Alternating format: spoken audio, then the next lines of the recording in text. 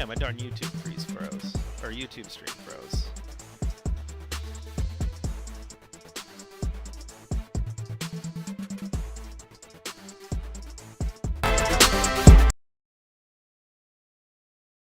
And there's the audio. All right, YouTube, there's no viewers at the moment, but apologies for the stream going haywire. My computer said, whoa, whoa, whoa, whoa, whoa, what's going on? I don't like any of this. I don't like any of this. Stop it. Yeah.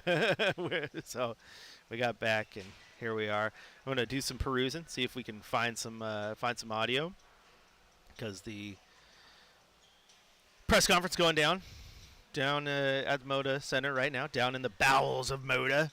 They're talking to Coach Billups and Joe Cronin right now, and we'll get you some audio if we can find some. But yeah, it's an interesting day if you're a Trailblazer fan. Very polarizing, very, very polarizing. It's interesting that some people are very much in favor of the move. Yes, thank you, Sean. I'm so sorry about the technical difficulties, but the best part about it is if YouTube, if YouTube has a hiccup, like I kind of just did. That's why you got the radio and the iHeartRadio music app. The audio is crystal clear anyway. I actually know quite a few people who listen to the audio on their headphones or on the app, and then just chime in on YouTube because the audio over here can be a little crazy. So, but no, Sean, yeah, excited to see what Cronin does this offseason. That's going to be key, man. That's going to be key. And the thing is, too, it's like, here's the deal. The best part about having Chauncey or having Cronin is if it doesn't work out, you cut bait. No harm, no foul when it comes to salary cap and stuff like that. But I can't backtrack on certain things, and that is just, I've said it this whole time, and you guys know that. You listen. I've said it the whole time that if they go through a process and they truly believe, they sit down with Chauncey and they believe he is the guy, I'm fine with that. I'm fine with that. And it's mainly because of the improvement in which he and the team has shown over the last handful of months. Like, that is worth something to me. I think the first time you finally saw a team that didn't have question marks as to what they were trying to do was the first time you saw a team look good, right? Sorry, I got people in my ear. Shackers in my ear throwing me off. But no, you're good. I'm not talking to you. You're good. But yeah, that's how I feel. That's how I feel about this one. Totally understand it. Totally understand it. I've said it a lot, the whole macho man, right? Don't gotta like it, but respect it.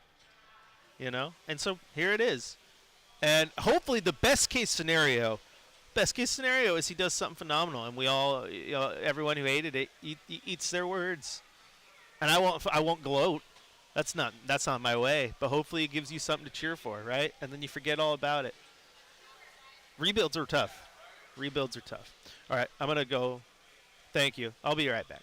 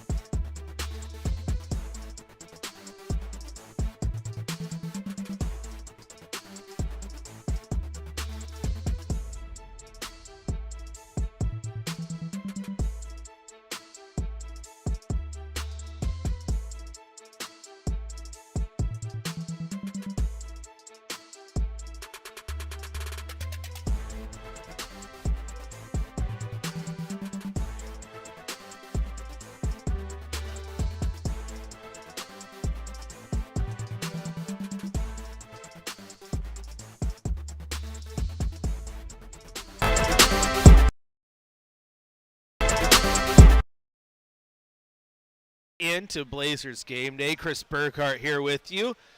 Up just outside section 330 at the Pines, getting you ready for Blazers versus Lakers tonight. Game 82 of 82, but that is not what we're talking about, even though we're supposed to be getting you ready for that because the news that's coming out of Moda Center this morning, I was having people text me right before the game, oh man, breaking news, do you see this? And I'm like, I am inside Moda and I haven't heard a word. Let me do some searching because I'm not the type who just says, oh, saw it on the internet, it must be true. You gotta sleuth, you gotta have some journalistic integrity.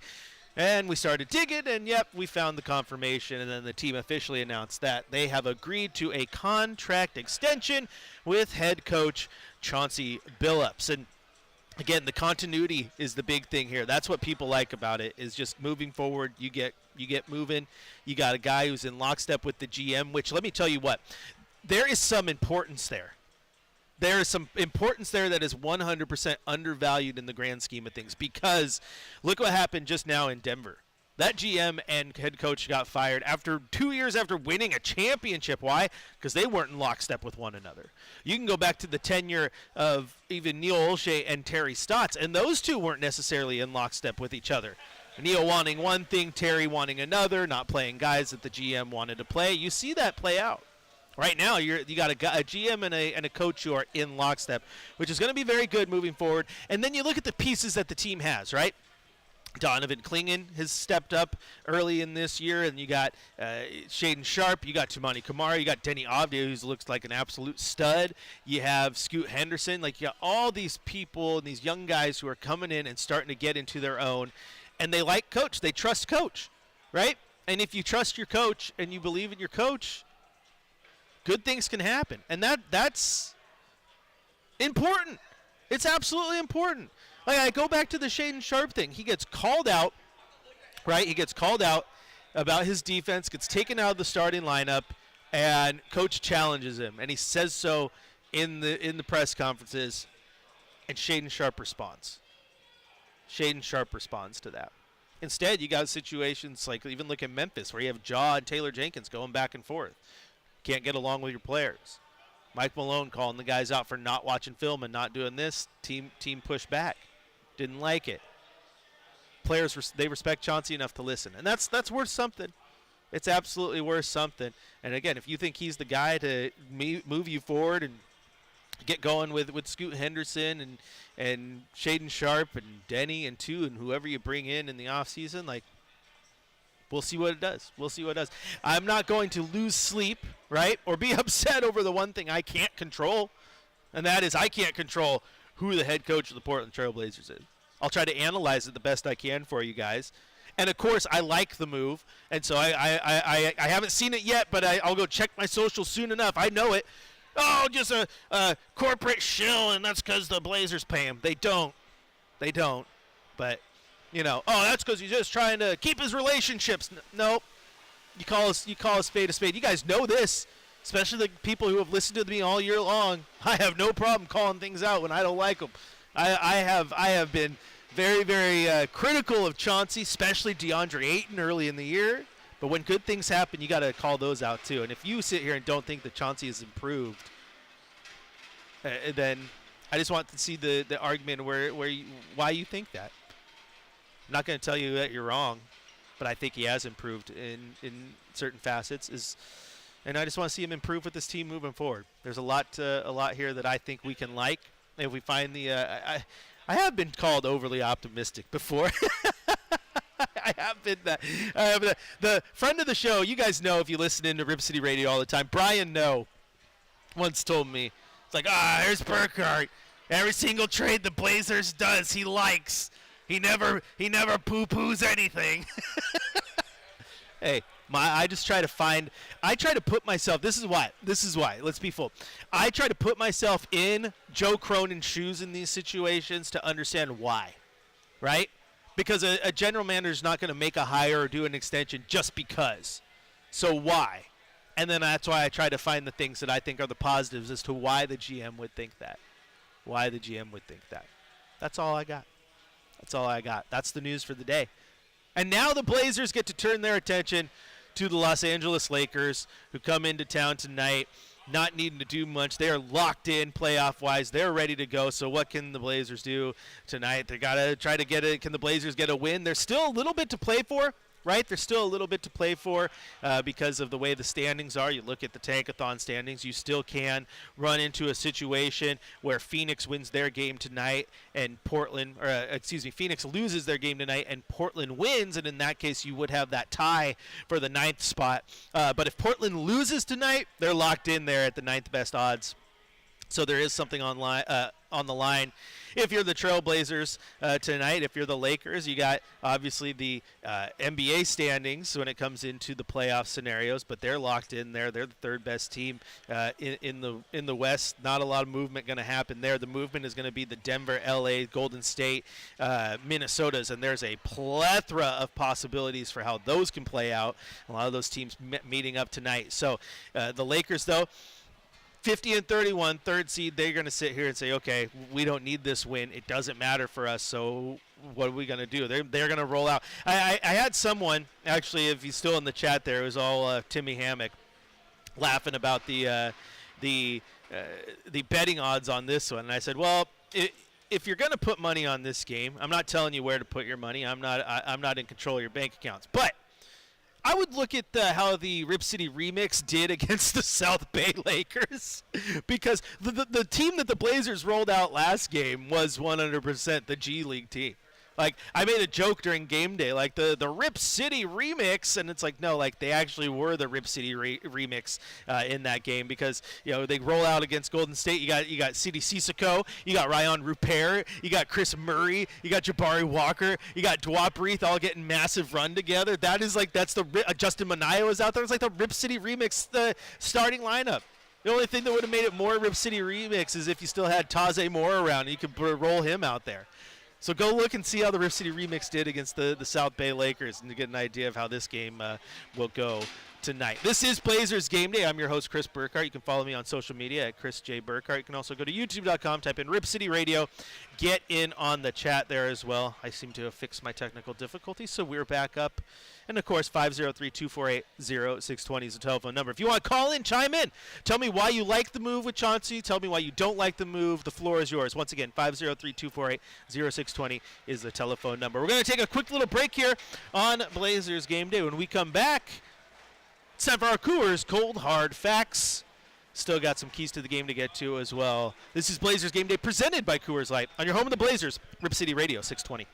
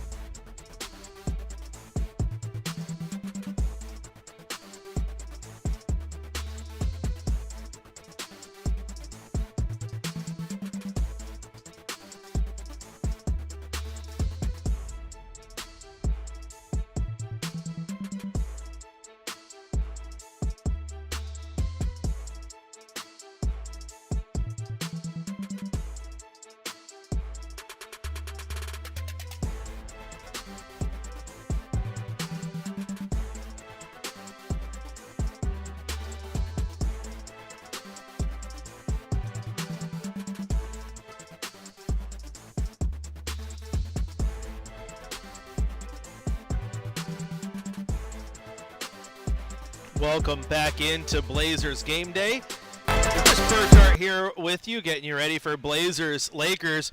And I made a joke about this being the Rip City Remix team tonight, obviously, with all the injuries the team had the other night. It was Sidi Sissoko and Jabari Walker, right, and Dwap Reed, and Ryan Rupert and Chris Murray and Justin Minaya. They were the guys out there getting the bulk run, right? And so it was pretty interesting to have that. And I said, hey, if you want an idea how this game's going to go down tonight, go check the Rip City Remix schedule. See how they did against the Lakers G League team, right? Because that's going to give you an idea.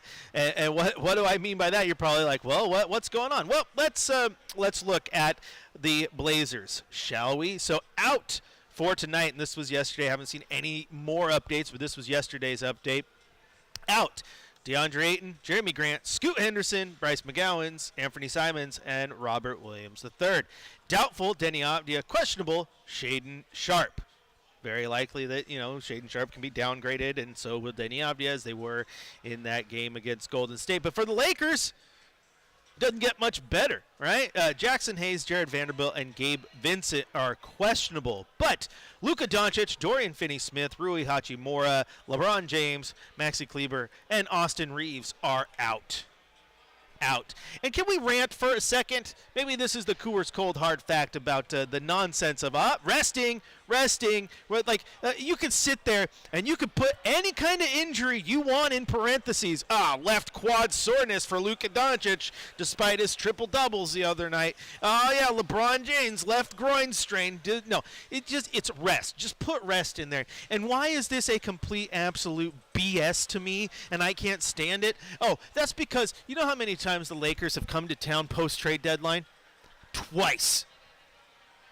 You know how many times Portland fans have got to see Luka play in a Lakers jersey? Zero. Twice that he has not played now that the Lakers have come to Portland. And that's frustrating. The Lakers are always a hot ticket. You pay good money to come here, and you get to watch LeBron James and Luka Doncic in street clothes. I hate it. I hate it so much. Always have, always will. I do not like it. I do not like green eggs and ham. I do not like them, Sam I am. Do not like fake injuries and injury reports. Frustrates me. Think about that. The Lakers come here twice. You have not got to see Luka Doncic. And you know what? I like watching LeBron play. Am I on Team Michael when it comes to the GOAT debate? Yeah, you bet your rear end I am. I am definitely Team Michael Jordan. But I like watching LeBron James play.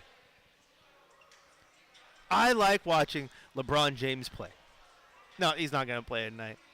Rest him for the playoffs. I still hate it. I understand it. I get why they do it, but I don't have to like it. And if that means that I am slowly morphing into the old man yells at clouds meme, the Simpsons, Grandpa Simpson, I will own it. I'll take right on the chin. Old man yells at clouds. I mean, come on. LeBron James resting. I'm only... Yep. You ever watch John Oliver? He points out that him and John Cena are the exact same age. One of them is jacked and looks young. The other one is John Oliver. Right. I like to point out that I am younger than LeBron James, and one of us has the body of a Greek god and the longevity and is a goat, and the other one is Chris Burkhardt, the host of the Game Day in the fifth quarter. Oh my gosh, that's demoralizing to realize I'm 2 years younger than LeBron James. Thanks for that one, friends and family. I'm gonna have to end this show early just so I can go get a couple sit-ups in. See, I'm gonna go ask Shacker if he'll be my spotter, help me count. Be like Ron Burgundy.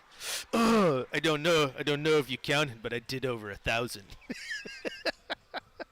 Oh man, Blazers Lakers tonight, game 82, the final game of the season for the Trailblazers. Big shout out to our callers, man. It means a lot to say you've enjoyed me my first full year here in the game day fifth quarter seat. It's been a ton of fun. Hopefully doing a good job putting not a spin. I'm not trying to spin anything, but bringing a smile to your face and having some fun, because this season has had some down times, but it's had some ups. Had some ups as well. We'll see how it ends tonight when the Rip City Remix take on the South Bay Lakers up here at Moda Center, because that's just pretty wild. Still crazy to think all those players that aren't going to be playing for the Lakers tonight. Terrible. Absolutely terrible. All right, we're going to take a quick little break here on Blazers Game Day. When we come back, it's going to be time for our keys to the game. What do the Blazers need to do to play a game of basketball against the Los Angeles Lakers? I'm not going to say win or lose, because I don't know what's going on. I'm going to have to check and see who's even playing. It's wild. Wild. I will really do. The good part is, I mean, you're going to get runs from City Sissoko again. Ryan Repair doing his thing. That I can get behind. That is fun. All right, don't go anywhere. Play more coming up here on Blazers Game Day on your home of the Blazers, Rip City Radio 620.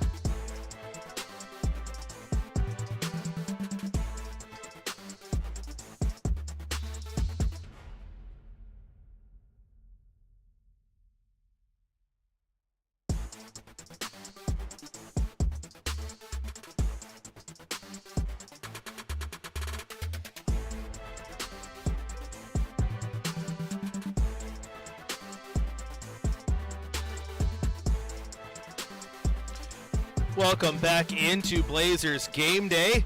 Chris Burkhardt here with you, getting you ready for Blazers versus Lakers. Once again, it might as well be the remix versus the South Bay Lakers. Your updated injury reports for the Lakers: Luka, Dorian Finney-Smith, Rui, Hachimura, LeBron James, Maxi Kleber, Austin Reeves, all out. Blazers, same injury report as usual. Ayton, Grant, Henderson, McGowan's, Simons and Williams out. Avdia and Sharp are questionable. Now, a massive shout out to our Trailblazers insider Sean Hyken, because he just sent this my way.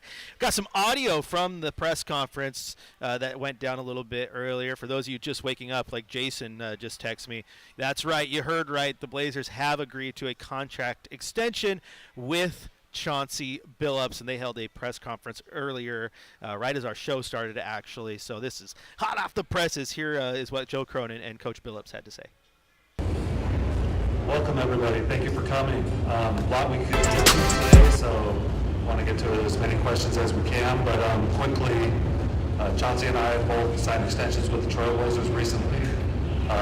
Big thanks to Jody Allen, Burkhardt, Chauncey Billups, Dwayne Hankins, this entire group, our staffs that are, so impactful to the success we're starting to see. Just really thankful for this opportunity and to, get the chance to keep building this thing out, which we're excited about. Jump over to Chauncey and then we'll get to your questions. Yeah, obviously this is an amazing day. I'm really happy, obviously, to be back. Thank Joe, kind of started this thing together. We had this vision, for what we wanted to do, who we wanted to do it with. Obviously Dwayne, we all kind of started at the same time. And so I'm just very, very happy, that we can continue this process. I think we're in a really, really amazing place with the organization, with our team. I think you all, along with our fans, can kind of see what we've been building, what we've been working on. And anytime you're building something, you want to see some semblance of where it's at or where it's going to go. I think we can all see that. Look at all of our young players and how they're developing. Look at the young coach, how I'm developing. Look at the young GM, how he's developing. It's just amazing. So I'm just so happy with what we've done and where I think we can go. So much promise here, so I'm pumped about it. I want to thank Jody, I want to thank Bert for believing in me, believing in Joe, believing in our union. So I'm just really excited today. So it's an amazing day. I know you guys got a ton of questions, so.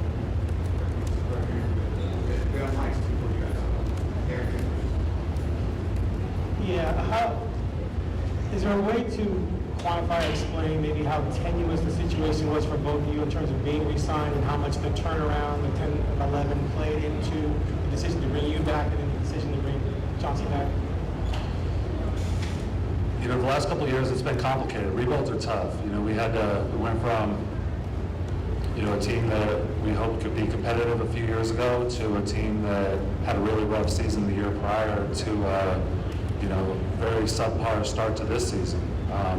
So those are tough, navigating that as a group, and that's something I'm really proud of, is how we stayed together. Nobody panicked. We believed in what we were building. We believed in, the group of people we have, including, of course, the players that we have.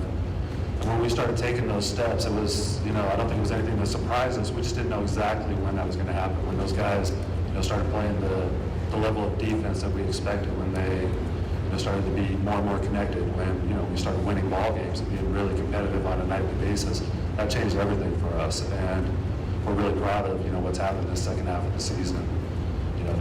Something for us, it's the defensive improvement that we've seen. For us to be the third best defense in the league this second half of the season, that's meaningful and substantive, and that's what we've been trying to build, and that's what we're going to point to moving forward. Like, this is who we are.